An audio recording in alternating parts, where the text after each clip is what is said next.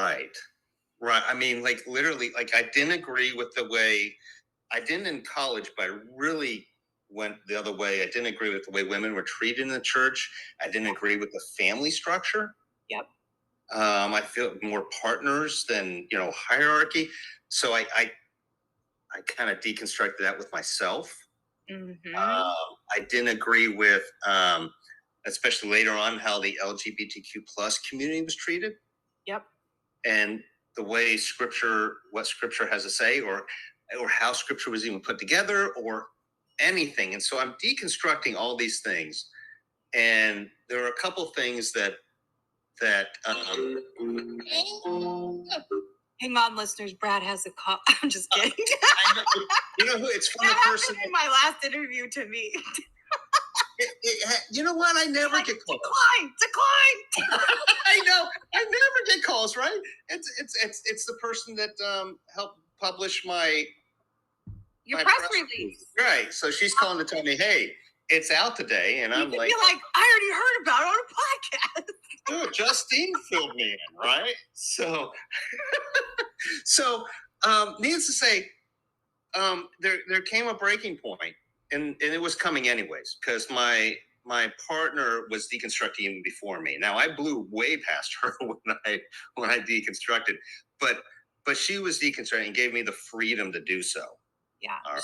As I gave her the freedom. Like, hey, we have to be at the same exact levels of understanding. And I think that can happen too. I want to add that point for people to understand, because one of the overused verses I found in my own involvement in the church, even through my 20s as an adult, was this idea of being equally or unequally yoked.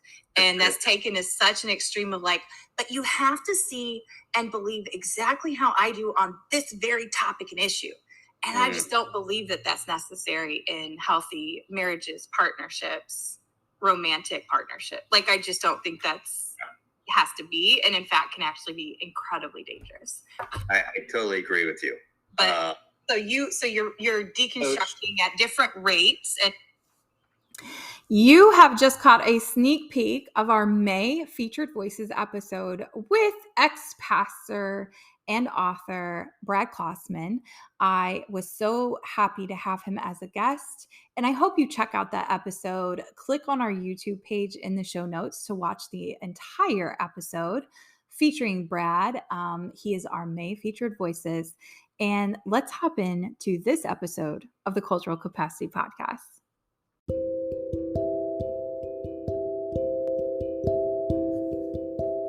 Welcome y bienvenidos to the Cultural Capacity Podcast, an Educator Aid Incorporated sponsored learning tool. I'm your host and guide, Justine Gonzalez, and here on the Cultural Capacity Podcast, we are committed to exploring and supporting individuals and organizations on their journey of self-aware leadership, emotional wellness, and development of effective cross-cultural communications. Be sure that you check out each of the show's episode notes, where every time we're sharing free learning resources and tools, as well as text recommendations, workshops, trainings, and also featured guests in our monthly extended episodes, where we feature thought leaders, both existing and emerging, across these realms of topics that we explore together. The design of our episodes, like this one you're about to hear, is where we typically spend around 15 minutes diving deep with one specific question. This is intentional by design, so be sure that you tune in throughout the whole episode. Tap into the show notes to explore and examine both the free and paid resources for you and your teams, the organizations you serve in. And be sure to hit follow, subscribe, or share when you find value and feel led to share with others. I'm so glad that I'm here with you. I'm so glad, most of all, that you showed up for yourself today. Let's dive in together and let's continue to live out our lives in a compassionately curious way that brings out the best in not only ourselves, but in those we interact with every day.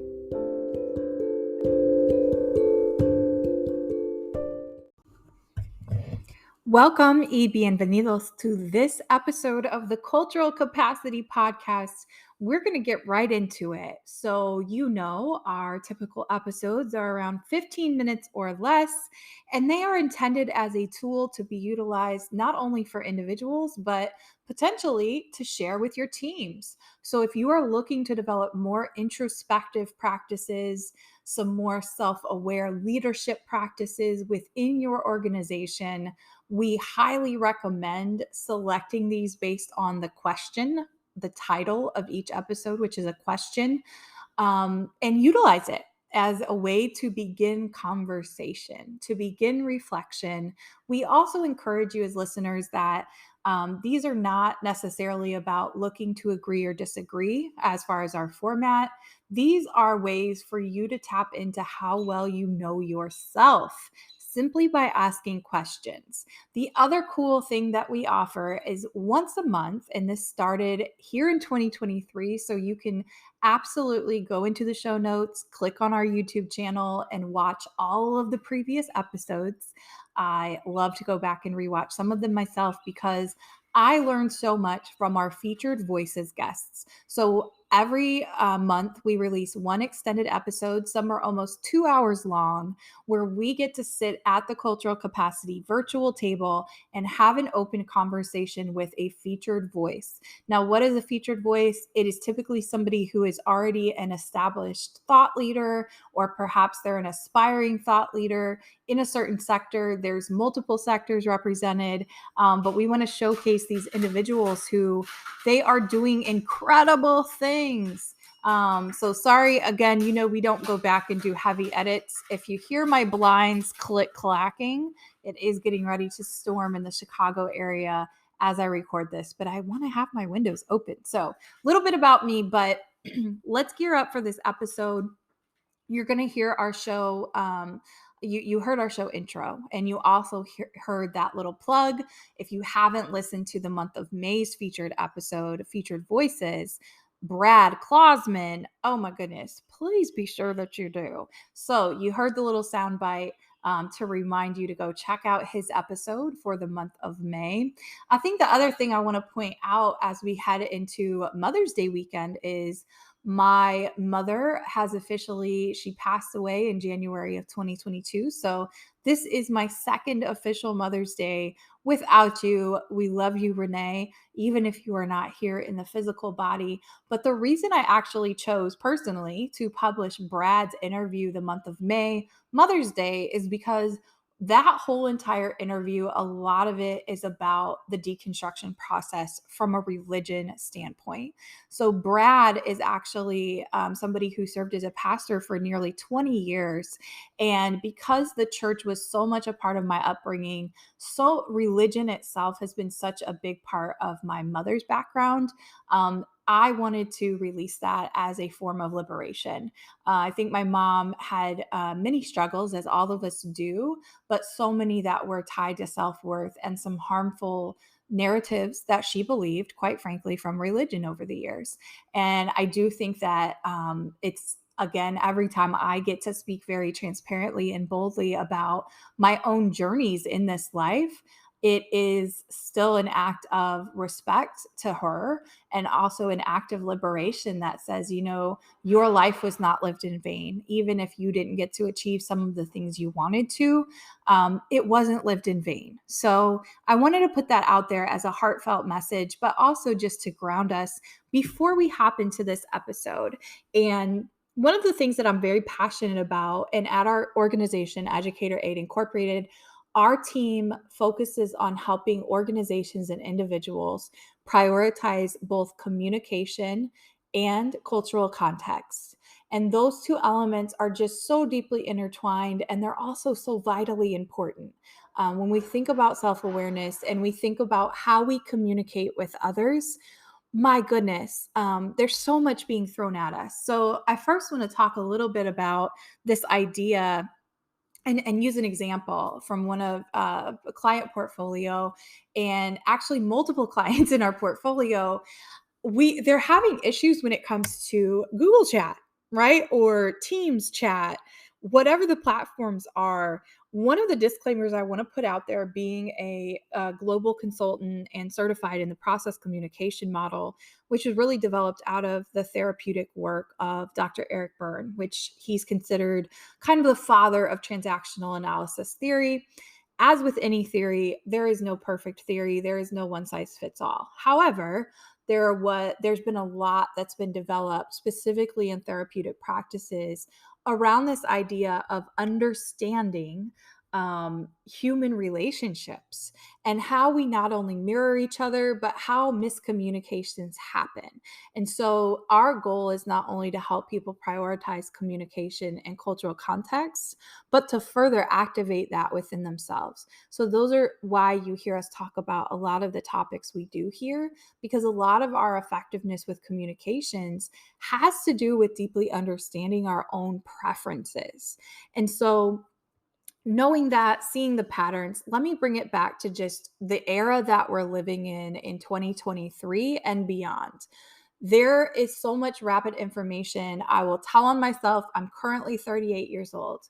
I grew up in an era, didn't have an abundance of resources growing up, had more than enough, had a lot of privilege in a lot of ways, but also didn't have access to many things, including even a desktop computer. I was still typing papers my freshman and sophomore year of high school on my grandparents' word processor, which is a little bit fancier version of a typewriter. So, being ushered into this era of internet, pagers, remote, like cordless phones. Who remembers cordless phones in the 80s and 90s, right? And then seeing cell phones come out, text messaging evolve, picture messaging, video, FaceTime, etc. All these different modalities of communication. It is no wonder that often when I am working with clients, they are having issues with platforms like GChat or Teams chat, etc. Why? Because written communication, whether you are emailing, texting, etc., oftentimes it is like 70 to 75% misinterpreted with a negative bias or a negative bend or lean, meaning it is often not received in the way that we intend that communication to be received. So it's no wonder that we often have some miscommunication issues, whether it's in our personal lives, but especially in our professional lives. There are so many opportunities for us to just miscommunicate. So the one of the things I want to point out with this episode, what are the most common games people play, is a lot of this information is detailed in one of Dr. Eric Berne's best-selling books called Games People Play: The Psychology of Human Relationships. And I wanted to feature this because so much of my work in the world of process communication model, being one of the only certified trainers in North America who's active with this process, is I want to tangibly continue to share nuggets about this model and make this learning accessible to you all, to the listeners, to the subscribers for free. You don't have to have a bunch of degrees or certifications in order to work on yourself. You really don't. So, my goal is to help bring some of this information to you all so that you can take action in your own life. Please also weigh in. I have a question that'll run until the end of May with this episode, one that's a poll question and one that is open ended. The open ended question, I'm simply seeking for you to share what's a communication conundrum that you would like advice about professionally. I would love to feature these in some of the upcoming episodes and just respond with some ideas or suggestions based on the conundrum that you present or the issue that you're having in the workplace. The other is just a poll question asking, how often does miscommunication happen in your workplace right now? So take a look and make sure you tap in on those polls. I would be curious to see what all of you are experiencing specifically in the professional workplace. So let's get into some common games that people play. So it's important to understand that this text was first published actually in 1964. So, like anything, it's going to have its own perspective, it's going to have its shortcomings, and it's going to have its own biases, just like any author is going to bring to the table, any practitioner. That right, we're all consistently evolving. So, I also don't want to present this as like, oh, this is the gospel, but I do want to give you a few things to notice. And one of the terms that Eric Berne uses is the role of social intercourse, is what he calls it. And so I'm reading this specifically from the text. Games People Play, The Psychology of Human Relationships. And the other book I was thinking of that I want to recommend is called Understand to Be Understood. And that also has a lot to do with communications. So I'm reading from this specifically from the text. Humans need physical, emotional, and or sensory stimuli to survive, without which our brain and body will degenerate, just like when we have no food. In short, you can actually starve from a lack of stimuli. Since physical contact isn't always available, we seek strokes, quote unquote strokes from others, i.e., face-to-face greetings or written compliments.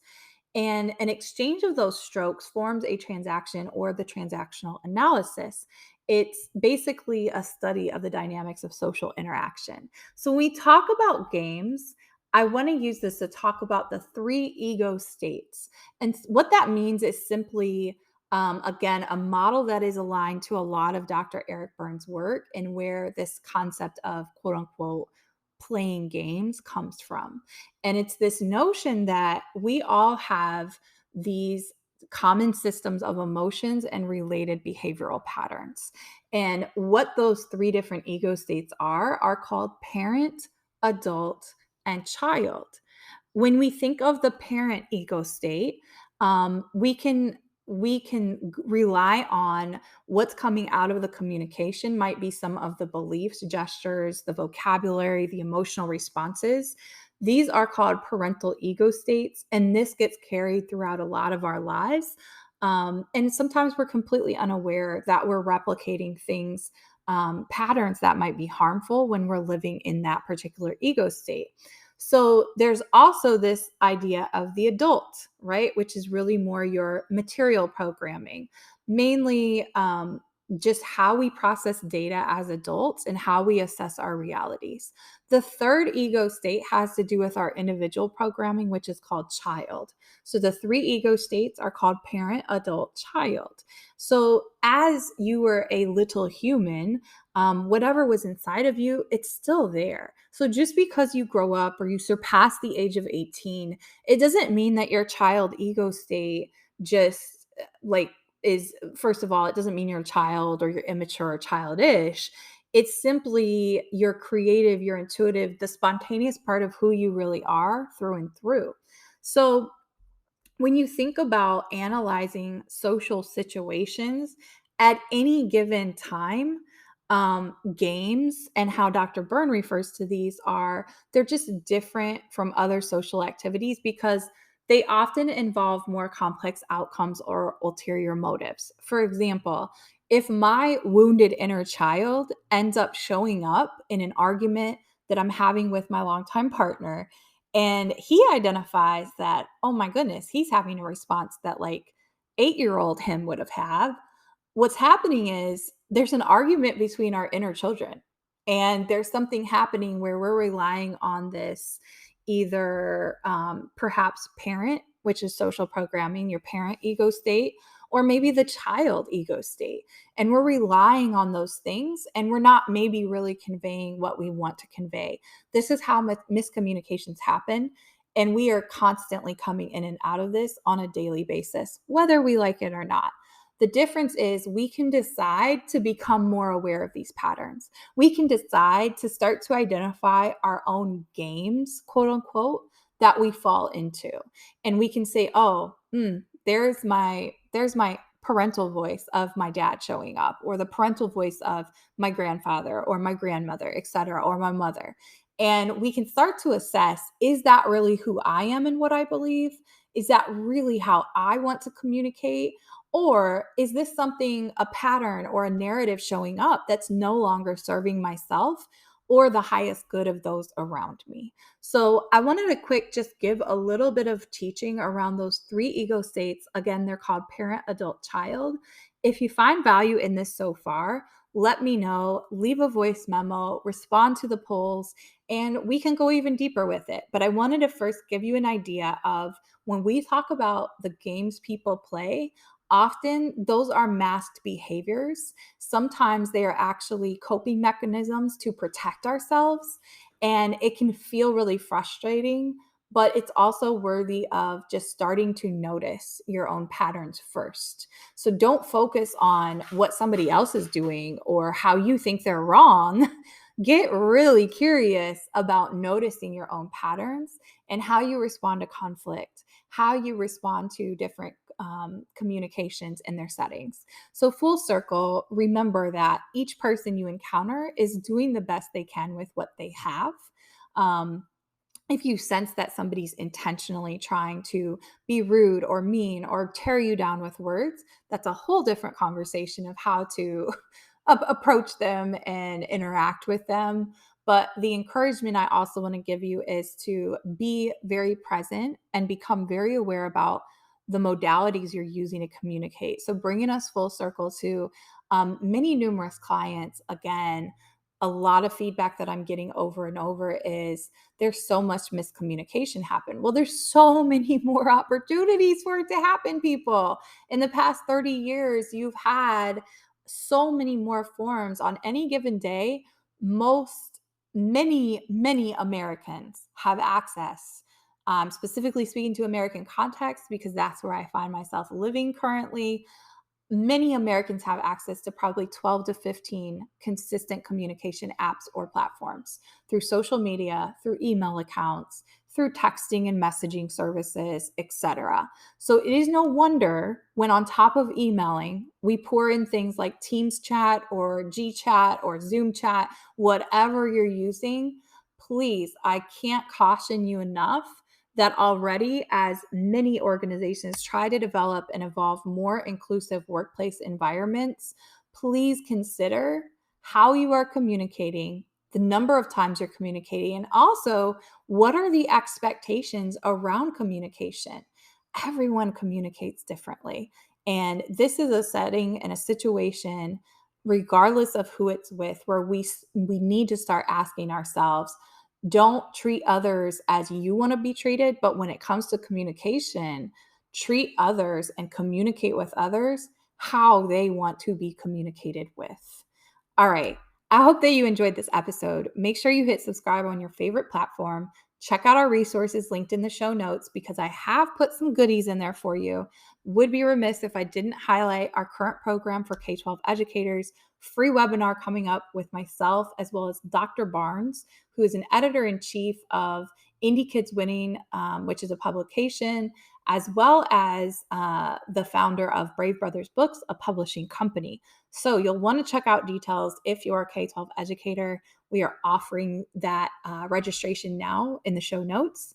And if you want to look into having a deeper look at your psychological and communication preferences, I have put my Calendly link and you can set up time with me to do that and explore how you can learn more about yourself in this way and potentially work one-on-one with me.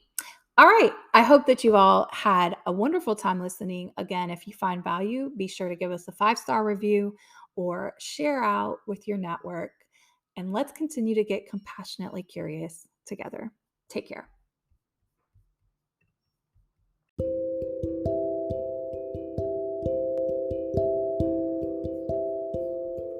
Thank you so much for showing up for yourself, first and foremost, and for sitting down to have a conversation with us in this episode of the Cultural Capacity Podcast. I'm your host, Justine Gonzalez, and I encourage you to first and foremost check out our website, educatoraid.com, as well as any of the linked resources in the resource section of our show notes. And finally, be sure you hit subscribe on your preferred platform. For podcast preference, we stream on Audible, Amazon Prime, Apple Podcasts, Google Podcasts, and Spotify. Don't forget to give us a 5-star review when you're over there on those platforms. And then you can also click to subscribe to our YouTube channel. This is also in the resource section of our show notes. The reason why you would want to subscribe to our YouTube channel, number one, it is where we stream and premiere all of our featured voices interviews, which also include video, especially if you want to see, hear, interact with, and feel like you are sitting down a part of the conversation. I would always recommend that modality. However, it's also the place where we're going to continuously be releasing free high-level learning workshops for you and your team. So you're going to want to hit subscribe to the Educator Aid Incorporated official YouTube channel, as well as check out all of the resources that we put in the resource section of the show notes. Again, thank you for tuning into this episode of the Cultural Capacity Podcast. Let's continue to get compassionately curious together.